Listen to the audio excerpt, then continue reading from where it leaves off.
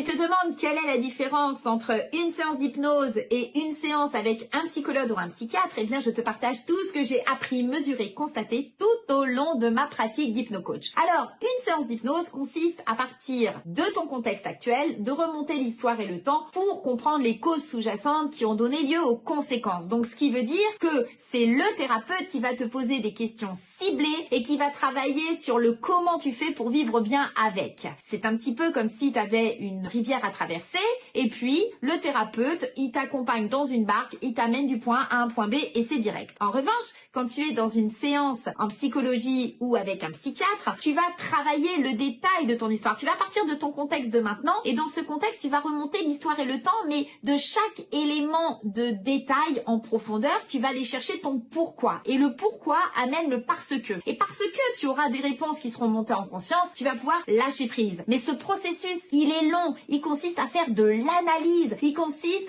à détailler, à être persévérant. Et c'est pour cette raison que souvent, le thérapeute en psychologie et ou en psychanalyse, eh bien, va te laisser beaucoup la parole. Il va mettre quelques mots par-ci par-là pour t'aiguiller. Mais c'est toi qui vas parler principalement. Donc, c'est un peu comme si ta rivière, tu avais besoin de la traverser. Et pour la traverser, tu allais construire un pont, pierre par pierre. Et tu vois bien que ça va être très solide, certes, mais ça va prendre du temps. Donc, les deux pratiques sont toujours au service de ton bien-être, mais les deux ont un processus et une approche différente. Alors, les deux pratiques, l'une et l'autre, elles sont formidables. Je sais que travailler son histoire, ô combien ça demande du courage, mais je sais aussi que ce courage, tu l'as évidemment. Alors surtout, accroche-toi.